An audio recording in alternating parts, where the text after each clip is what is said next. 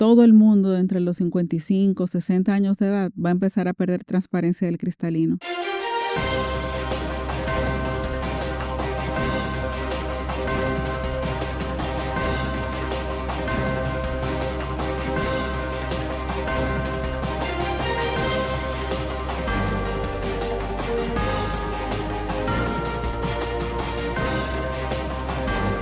Hola amigos de Trujillo.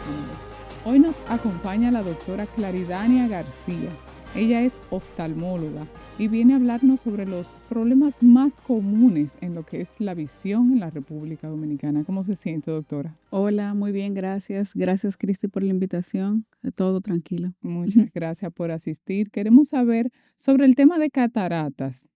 ¿Cuáles son los síntomas más comunes? Bueno, en realidad la catarata es una patología del globo ocular que se presenta, todos tenemos un lente natural que va colocado justamente detrás del iris. Ese lente natural, cuando pierde transparencia, eso es lo que se llama catarata. Muchas veces el paciente no se da cuenta que tiene catarata, ya que si es el tipo de catarata más común, que es la catarata senil, se presenta de manera paulatina, no es de repente. Todo el mundo entre los 55, 60 años de edad va a empezar a perder transparencia del cristalino. Entonces, volviendo a la pregunta que me decías sobre los síntomas, el paciente poco a poco empieza a ver borroso, puede ver en las noches, deslumbrarse cuando está manejando, o puede también ver como en tonos amarillentos, que los colores se ven apagados. Hay otros tipos de catarata también. Como dije, que es que el cristalino pierde transparencia. Hay niños que nacen con el cristalino que no es transparente, pero estos pacientes ya cuando van a consulta, que los llevan a consulta de oftalmología pediátrica, es que el oftalmólogo se da cuenta. También cataratas traumáticas, hay un sinnúmero de tipos de cataratas. ¿Y qué factores, por ejemplo, aumentan el riesgo de sufrir cataratas en una persona que es sana y de la noche a la mañana entonces padece? Bueno, todo el mundo después de los 55 a 60 años va a tener cataratas. ¿Por qué? Por el simple hecho de que ese es el proceso de envejecimiento. Así como salen las canas, salen las arrugas, el cristalino pierde transparencia. Eso es ley de vida, eso es lo que va a suceder. Y todos queremos llegar a los 55 o 60 años. Sí. Y más de ahí, claro está. Entonces, las personas que tienen mayor predisposición a tener esta condición son los pacientes diabéticos, los pacientes hipertensos, los pacientes mayores de edad, los pacientes que utilicen esteroides por mucho tiempo. Estos pacientes son, bueno, esteroides se utiliza en todas las enfermedades autoinmunes, enfermedades de la piel, pero no se asusten. No es que si uso una dosis de esteroide por un mes voy a tener cataratas, para nada.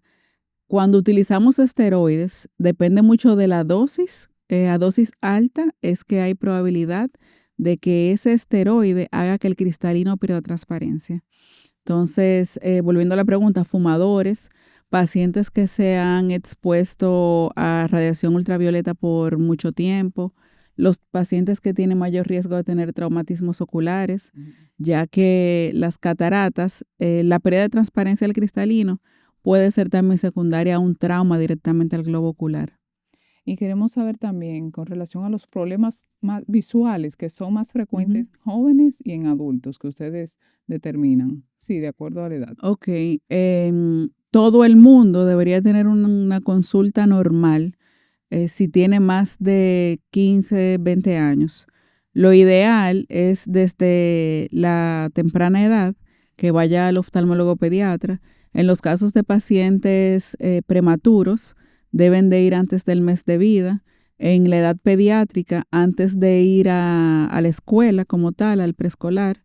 Y ya en la adolescencia, hacer un chequeo. Si todo está bien, si no se ha encontrado ninguna patología oftálmica, el paciente puede ir por lo menos una vez al año a consulta. Ya después de los 40 años es más frecuente que aparezcan problemas relacionados como ojo seco, la presbicia, que es cuando nos alejamos del celular para poder ver, o cualquier escrito, que no podemos hacerte una aguja, sí. cosas así. Y eso se da porque cumpliendo 40 años hoy, Ujú. mañana aparece. ¿Por qué? Yeah. Porque el cristalino se pone o más gordito o más planito cuando va a ser el efecto de enfoque. Y eso es secundario, o sea, los músculos que hacen que eso suceda son los músculos ciliares. Y los músculos ciliares después de los 40 años como que se vuelven un poquito vaguitos. Ay, Por ay. eso es que la presbicia es progresiva. Por ejemplo, un paciente de 40 años va a necesitar una adición, que es como uno le dice, de más 1. A los 42, 43, más 1,25. Luego a los 45, más 1,50. Y así hasta los 60. A los 60 ya lo máximo es más 3. Sin embargo, el paciente dice, wow, cada vez que va a consulta me están aumentando, me están aumentando. Sí, ahora entiendo. Y lo que sucede es que los músculos ciliares se van volviendo como cada vez más vagos, vamos a decirlo así. Sí. Entonces, a los 60 ya no avanza la presbicia, pero aparece en la catarata. Entonces, son condiciones que poco a poco van a ir comprometiendo la agudeza visual. ¿Sabe Ujú, que algo que nos preocupa y que nos preguntamos ujú, con frecuencia es el uso ahora excesivo de las pantallas con lo que es ujú. el celular, la computadora, los niños que también lo utilizan en la noche y sabemos que entonces hay como si fuera un exceso, ¿verdad? Sí. En lo que realmente inicial es el ojo, Ujú, la visión. ¿Cómo esto va a afectar a través de los años, ustedes como expertos? Y ujú. me imagino que ven los casos de niños ya en aumento. Sí. La forma de cómo las pantallas y los dispositivos electrónicos afectan la visión es si el paciente tiene menos de 8 años, puede hacer que la incidencia de miopía en esa población aumente. En los pacientes ya por encima de esa edad, lo que va a provocar el uso de los dispositivos electrónicos es resequedad. También inhibe el ciclo de la melatonina. La melatonina es la hormona que le dice al cuerpo, hey, mira, ya es hora de dormir. Ujú. Entonces, como se bloquea la secreción de esa hormona, el cuerpo puede perder la sensación de sueño. Por eso que dicen de que, no, antes de dormir no puedes estar expuesto a la televisión, al celular por la luz azul. En otra cosa que afecta los dispositivos electrónicos y la melatonina también es que en la melatonina también es el freno como para que se desarrolle la pubertad y por eso es que hay niños en esta edad, en esta época, que han Ujú. desarrollado pubertad precoz. Es una teoría que se dice. Sí. ¿Y Ujú. cuál es la diferencia entre el estigmatismo y la miopía? Que le escucho bastante. Las ametropías son todos los problemas refractivos que van a hacer que el paciente requiera de lentes. Las ametropías son la miopía, la hipermetropía, el astigmatismo y la presbicia. Entonces, la miopía se trata de que el ojo es más largo de lo normal, mientras que la hipermetropía es un ojo más corto de lo normal. Desde la parte anterior de la córnea hasta la parte posterior del globo ocular, el ojo debe de medir 24 milímetros. Dicho esto, si un ojo mide más de 24 milímetros, va a ser un ojo miope. Y mientras más largo, más miope va a ser. Y mientras más corto, menos de 24 milímetros, más es hipermetropía. Entonces, por eso es que en los casos de cirugía refractiva se espera que el paciente tenga 18 años por lo menos para proponer este tipo de procedimientos. Ujú. ¿Por qué? Porque el globo ocular puede elongarse, o sea, Sí. puede crecer hasta los 18 años.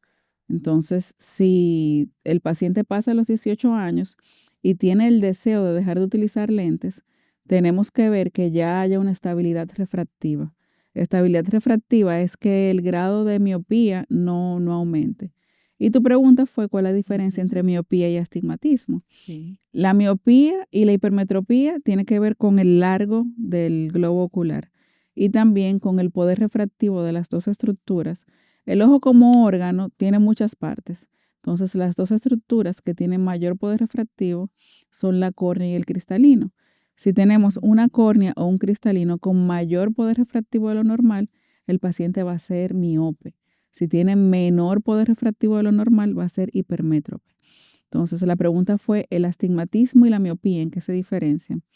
El astigmatismo es que la córnea, que es la capa más externa del ojo, y el lente natural, que es el cristalino, En una de esas dos, que son los que tienen el poder refractivo mayor del ojo, una de esas dos estructuras tienen una curvatura anómala. Entonces, esa curvatura va a hacer que las imágenes no se reflejen en el punto que deben en la retina. Entonces, eh, el astigmatismo es básicamente alteración en la curvatura de la córnea o el cristalino y la miopía en cuanto a la longitud del globo ocular. Todo esto va a hacer que las imágenes no se reflejen en el punto que deberían en la retina y por eso para que suceda, que se reflejen donde debe de ser, el paciente necesita lentes. Y ya para el tema de cuando se habla de operación, o Ujú. sea, es ya en el caso extremo, un paciente ya sea joven, adulto, o sea, es cuando ya no hay solución, ¿Solución al uso de lentes o solución a alguna patología? sí, a la patología. Ok, si es al uso de lentes, buscar solución para que el paciente no use lentes, Ujú. eso es la parte de cirugía refractiva. Ok. Cirugía refractiva son todos los procedimientos que vamos a utilizar para que el paciente deje de utilizar lentes, para que la dependencia de lentes sea menor. Esto es alterando o la córnea o el cristalino, porque ahorita mencioné que estas son las dos estructuras que tienen el mayor poder refractivo del ojo. Entonces, si uno cambia su curvatura, es que puede quitar la dependencia de lentes. Y la cirugía refractiva puede ser a nivel corneal con láser o a nivel de modificar el cristalino poniendo un lente intraocular, quitando el cristalino en caso, todo va a depender de la edad del paciente. Si un paciente mayor de 55 años, uno va a preferir que sea modificando el cristalino. Si es un paciente joven y tiene, por ejemplo, miopía o astigmatismo, modificamos la curvatura de la córnea con un láser especial. Sí, vi algo en estos días que tiene que hablar sobre la curvatura de la córnea también, Ujú. que es el queratocono. Ah, el queratocono, Me claro. gustaría que usted nos diga más o menos cuáles son los síntomas, si alguien ha Sí, escuchado sobre el tema o si se ha diagnosticado. sí. El queratocono es una enfermedad que afecta a la córnea. La córnea es la estructura que está formada por fibras de colágeno, que es la parte más anterior del ojo y tiene el mayor poder refractivo del ojo. El mayor poder refractivo, no, el mayor poder refractivo es el del cristalino, pero ambas estructuras tienen mucho que ver con la calidad visual. Entonces, la córnea está afectada directamente en la unión de las fibras de colágeno en los pacientes de queratocono. Esa unión es muy, muy débil. Entonces, lo que va a generar el queratocono es que el paciente tenga muy pobre calidad visual porque el astigmatismo es elevado, la adaptación de lentes es muy incómoda y esa enfermedad tiene 4 grados. Entonces, por lo regular, aparece desde niños, puede aparecer cerca de los 10 años en la adolescencia, en la segunda década de la vida. Esa es una enfermedad que se presenta como quien dice en jóvenes. Cuando aparece un paciente que tiene 40 y pico de años y se diagnostica, mientras más tarde se diagnostica el queratocono, menor probabilidad tiene de progresión. O sea, la historia natural del queratocono es que si se diagnostica tarde, ya no va a avanzar No va a más, ella avanzar, solita sí. se para. Sí. Sin embargo, la mayoría de los pacientes no llegan con esa condición, sino que con el frotado ocular frecuente, como una persona que esté ahí todo el tiempo, frota, frota, frota, frota los ojos, lo que está es altera y tiene la predisposición de tener la debilidad en la fibra de colágeno, ese frotado va a inducir más astigmatismo, va a hacer que la enfermedad, que el queratocono progrese, siendo esta enfermedad que tiene 4 grados. Grado 1, grado 2, por lo regular el paciente lo que no se da cuenta, sino que cuando va a consulta, el médico ve que tiene un astigmatismo alto, le llama la atención y dice, cónchale, este paciente como que lo vi ahora y ha pasado menos de un año y le estoy cambiando el lente.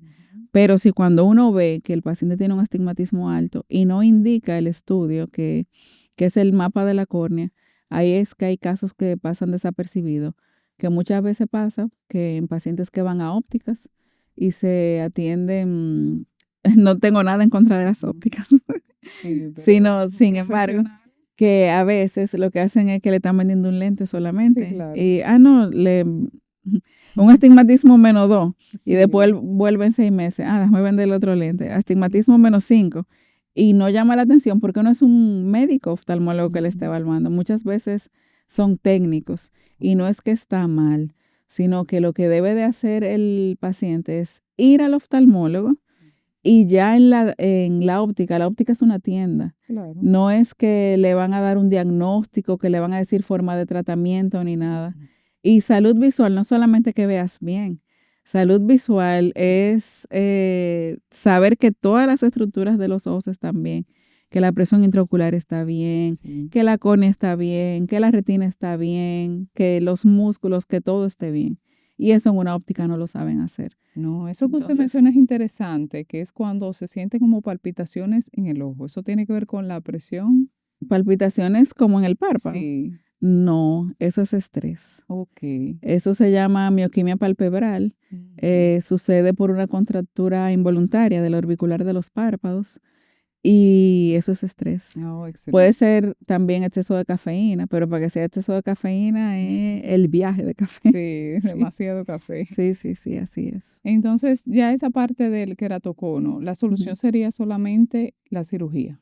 No, la solución, la forma de tratar el queratocono va a depender del estadio en que se diagnostique. Ok. Como dije ahorita, el queratocono tiene 4 grados y como tiene 4 grados, si se diagnostica en estadio 1 o 2 o grado 1 o grado 2, por lo regular el paciente va a poder ver bien con lentes de montura. Indicar siempre al paciente cuando va a consulta que no debe frotarse los ojos porque esto va a empeorar su condición. Grado 3 puede ser con lentes esclerales o lentes de contacto duro, que estos han sido ya desplazados por los esclerales. Esto porque ese tipo de lente de contacto, que no es el que venden en todos los sitios, sino un lente adaptado especialmente para las medidas de su ojo, que para eso hay que hacer unos exámenes previos. Y esos lentes se mandan a pedir de acuerdo a las condiciones de cómo esté el ojo de cada paciente. Em, Eso es para los casos de queratocono grado 3 y los grado 3, grado 4 puede ser o con anillos intrastromales y ya los grado 4 la solución es trasplante de córnea. Entonces, el tratamiento va a depender del estadio en que se diagnostica la enfermedad, Sí, de la gravedad de la misma. de la Entonces, gravedad de la nos misma. gustaría, Ujú. doctora, un mensaje final, sus redes sociales y dónde está ubicada. Ah, sí, claro.